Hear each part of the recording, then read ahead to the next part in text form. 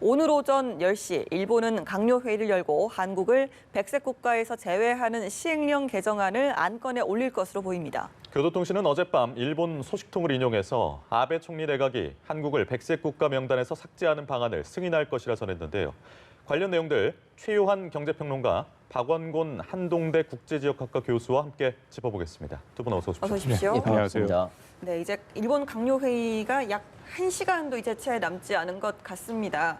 백색 국가 제외 강행이 결국 확실시되고 있는 상황이죠. 그렇죠. 지금 사실 우리 국민들도 그렇고 굉장히 긴장하고 있는 건 사실이고 네. 여러 가지 가능성을 놓고 여러 가지 이야기를 하고 있습니다만 아베 정권이 사실 폭주하는 겁니다. 예. 이 부분은 지난번 WTO 일반 회의에서 우리 김승호 실장이 정확하게 지적을 했습니다. 네. 지금 상황은 아베 정권이 참 통상을 아는 사람은 말도 안 되는 짓을 하고 있는 것이고 이 부분이 162개 대표들 앞에서 다 밝혀진 사항임에도 불구하고 변함없이 오늘 10시에 강요회의에서 진행될 것으로 보입니다. 이것은 이제 입장 변화 없고요. 앞으로 21일에 그 후에 시행이 되기 때문에 그 사이에 어떤 변수가 있을지 몰라도 오늘은 진행되는 것 같습니다. 네, 어제 밤부터도 계속해서 소식통들이 강행을 할 것이다 이렇게 주장을 하고 있거든요.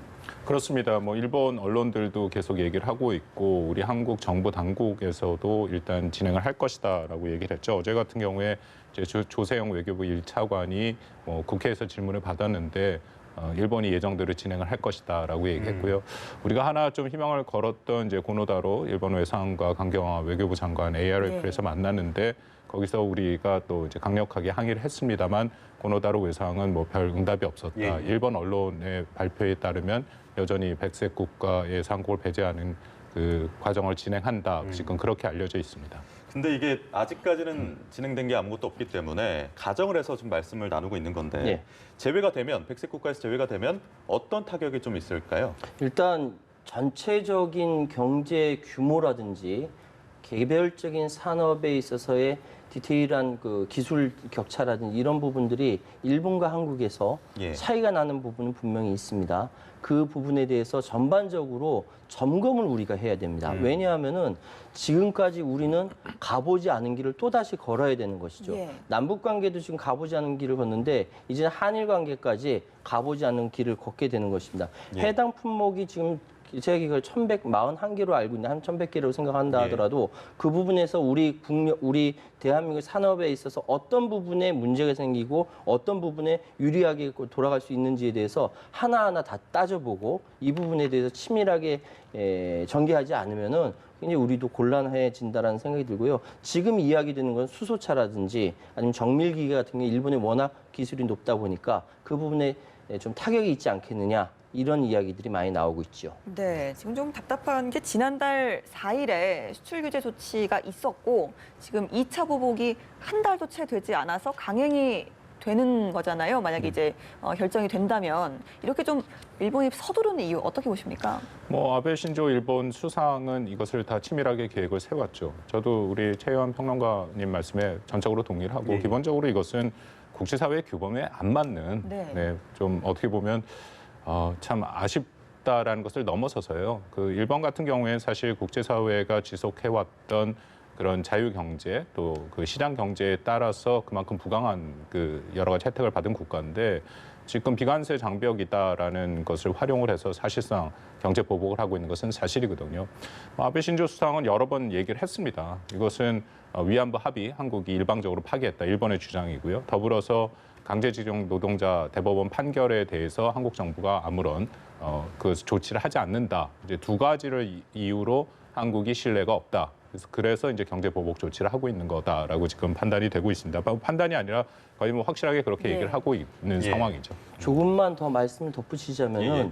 아베 총리가 한국을 때려서 얻는 이익이 국제적으로 비난받는 것보다 더 크다라고 판단하기 때문에 일본의 위신이 깎인다 하더라도 실제적으로 한국 정부에 대해서 공격을 하는 것이고 그것은 더 길게 봐선 한반도 전체의 안정이라든지 평화 무드가 정착되는 것에 대해서 일본은 절대 찬성할 수 없다라는 군국주의화되어가는 일본의 시커먼 속내를 바로 드러낸 것이 바로 이 조치라고 말씀드릴 수 있습니다. 네, 사실 이익도 이익이지만 아베 본인의 지지도를 좀 다지는 데도 악용을 하고 있지 않습니까? 아베는 원래 정치 성장한 것이요.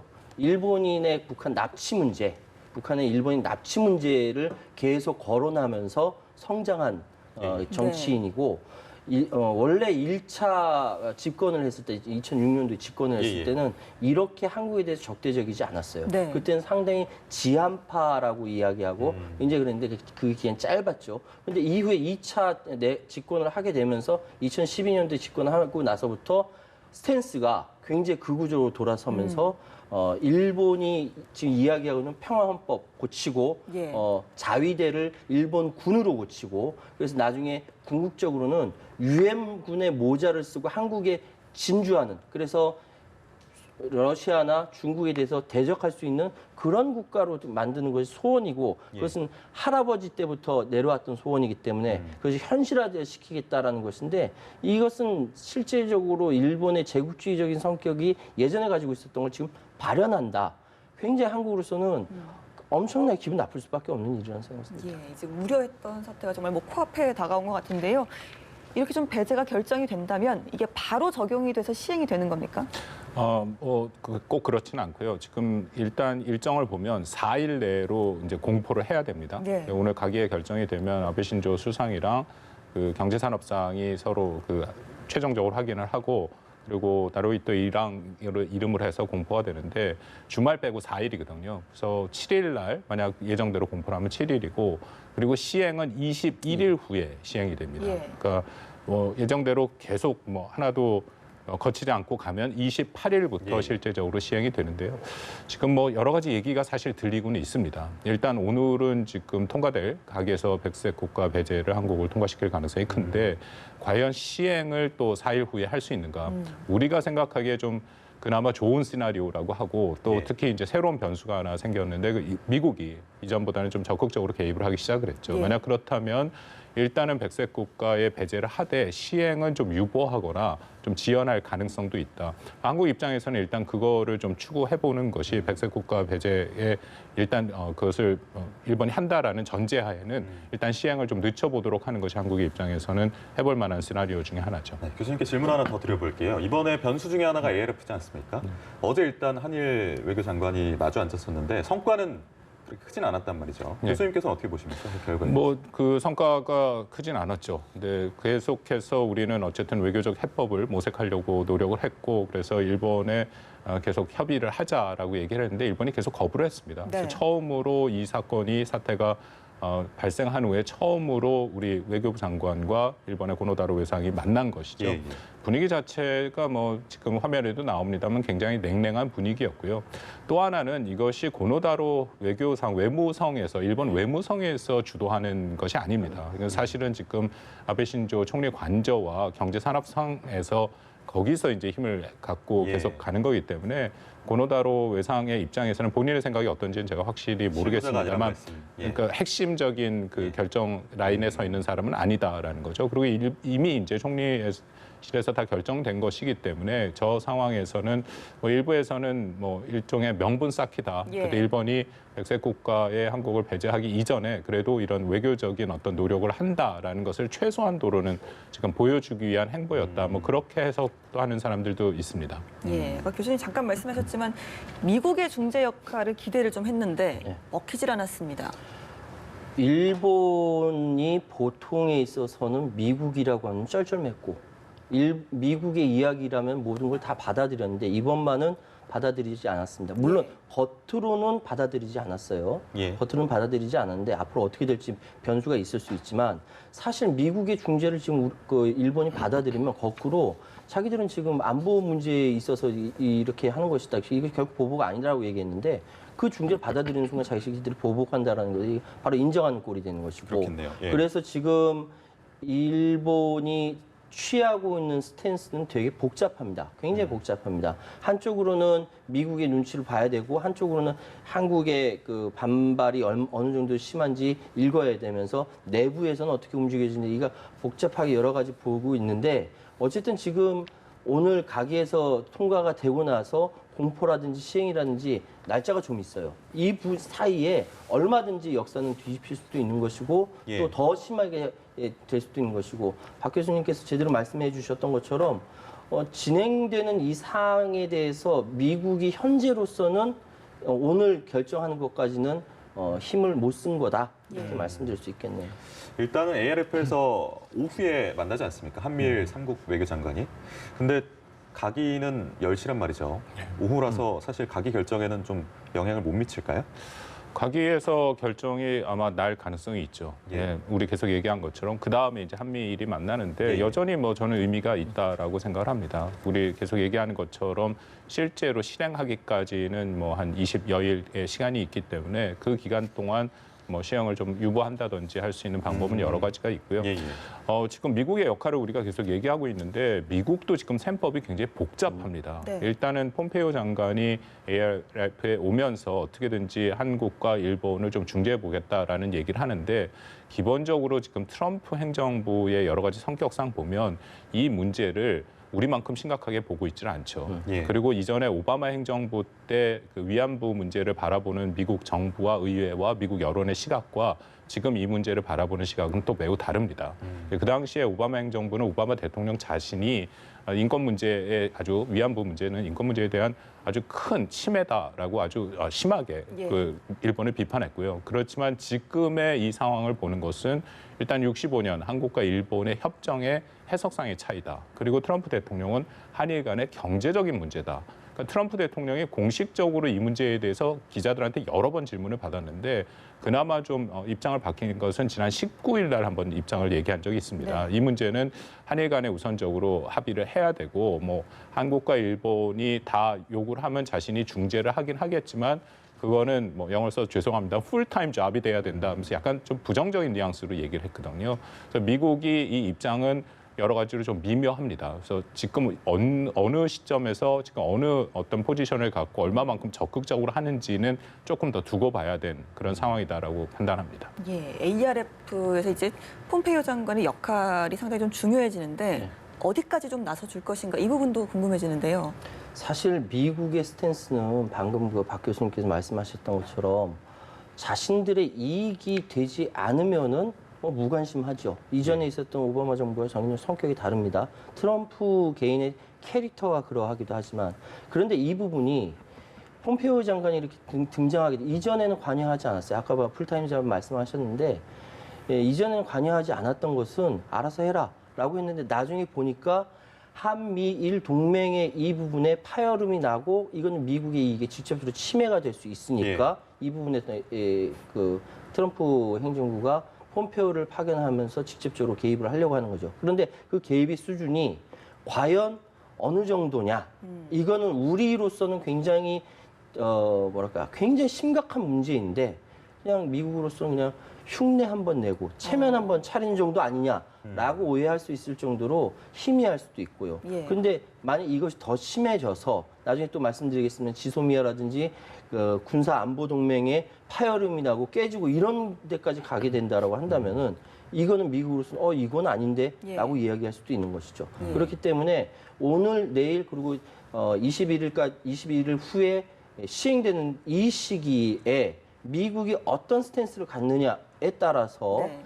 전체적인 그림은 달라질 수도 있다. 네. 이렇게 말씀드리겠습니다. 근데 그저께 아사히 신문에서 보도를 했는데 미국이 한국과 일본을 상대로 분쟁 조정 합의. 이게 뭐 일부에서는 협정이라고 하는데 협정은 네. 아니고요. 합의를 요청했다라고 알려져 있습니다. 그것은 일단 확전하지 말자라는 것이고요. 한일 간의 갈등은 현재 영어로 써서 죄송합니다. 스탠드 스틸 현재 그냥 딱 멈추게 하자. 그 의미는 한국을 백색 국가 리스트에서 배제하는 것을 멈추고 네. 대신에 한국은 지금 대법원 판결로 압류된 일본 그 기업의 자산을 현금화하는 것을 일단 멈추고 그 두 가지를 요구를 했다라고 하고요. 제가 이야기는 한국 정부는 뭐 공식적으로 얘기하지는 않았습니다만 수용 의사가 있었고 근데 반면에 일본은 이것을 좀 거부했다.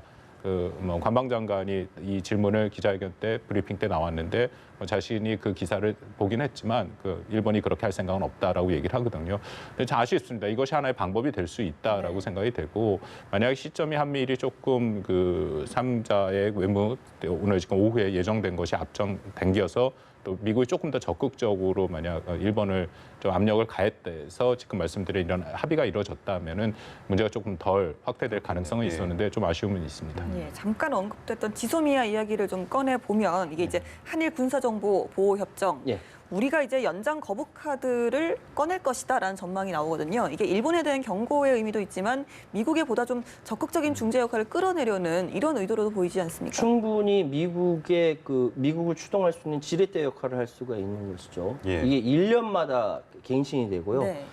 이게 1년마다 갱신되기 때문에 구두로 더 이상 그 협정을 진행하지 않겠습니다. 이야기만 끝나는 거예요.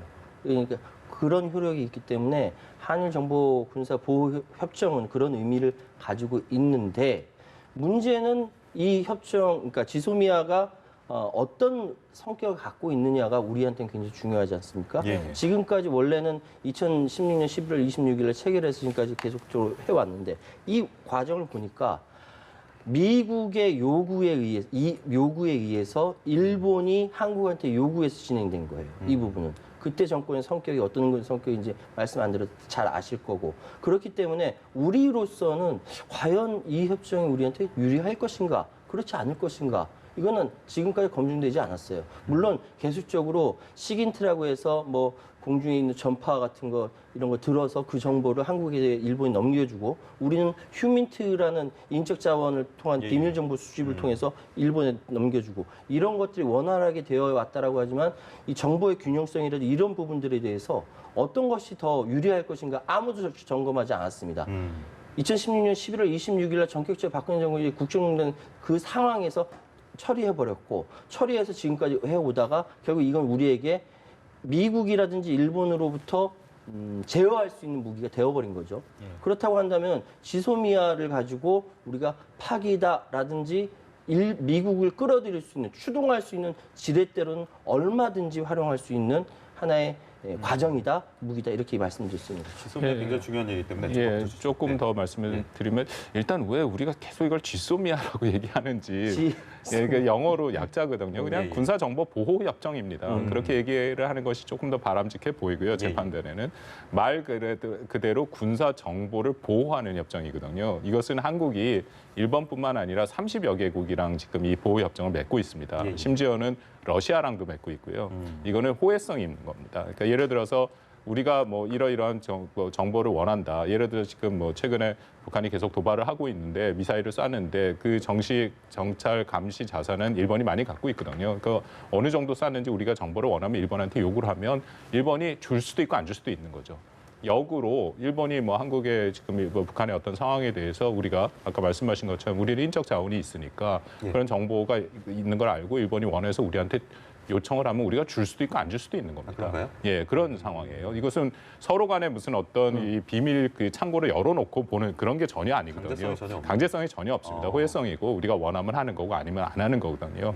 그것이 이제 첫 번째 일종의 팩트인데, 예, 그러고요. 두 번째는 이게 아까 잠깐 말씀하신 것처럼 미국이 굉장히 민감하게 반응할 수밖에 없는 게 미국이 굉장히 오랫동안 이런 한미일 안보 협력의 기제를 만들려고 노력을 했습니다. 사실은 1965년 한일 간의 국교가 정상화된 이후부터 냉전 시기 지금까지도 계속 한미일 안보 협력을 강화하려고 했고 그거의 사실상 결과로 나타난 유일한 것이 지금 한일 간의 군사정보 보호 협정이거든요. 그래서 오바마 행정부 때 미국이 굉장히 강력하게 한일을 압박을 해서 일종의 푸시를 해서 만들어낸 거라서 미국의 입장에서는 이건 굉장히 중요하죠. 예.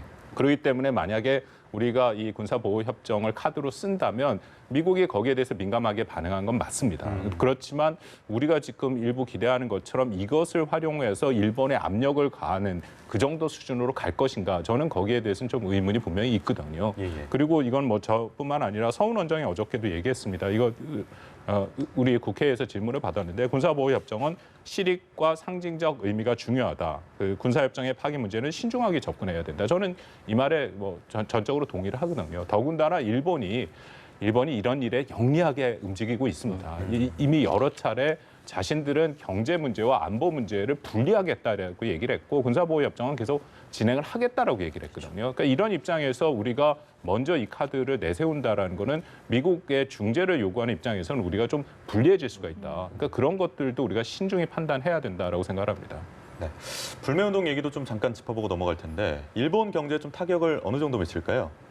일본 경제에 타격을 미치고 안 미치고의 그 측정을 하는 것은 아니라고 봐요. 예. 왜냐하면은 지금까지 한국에서의 일본 제품에 대한, 일본 상품에 대한 불매 운동은 이렇게 불일 듯이 일어난 적이 없어요. 그런데 일본은 한국에 대해서 불매 운동을 생활화하고 있습니다. 예. 삼성 휴대폰 안 팔립니다. 한국 자동차 안 팔립니다.